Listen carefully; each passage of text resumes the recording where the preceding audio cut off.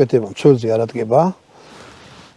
ეხლა კიდე ერთ მინუსს ვიტყვი. მინუსს როგორ შევადარებ სხვა ბერეტებს, რაც გინახიათ, მე მინახია და გამომიყენებია. მართვის ისა ორგანოები აქ მარტო ერთი მხრიდან. აი აქედან.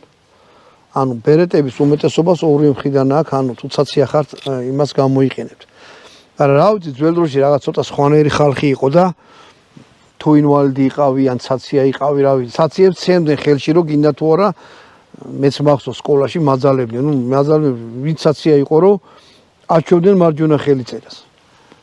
ხო და რაღაცა დაუნდობელი ხალხი იყო და მაშინ ეგრე ფიქრობდნენ, რა ცაცია თუ ვიყავი, რაღაცა ნაკლოვანება იყო. ამიტომ შენზე არავინ არ აფიქრობდა და არ აკეთებდნენ სპეციალურად ცაციასთვის რაღაცას. აგრეთვე პანდუსებს ქალაქებში და ასე შემდეგ რა. ეხლა განვითარდი ცოტა გონება გაგეხსნა და დავიწყეთ ეგეთ ხალხზე ფიქრი. მე იმას საერთოდ არ ვძახი, რომ ცაცია ან რაღაცა ნაკლი, არაფერიც არის, ჩვეულებრივი ადამიანი უბრალოდ მარჯვენა ხელი აქვს, აი აქეთ და დამთავრდა. ასე რომ კაი იქნებოდა, რომ აქეთ გქონდა, არა აქვს.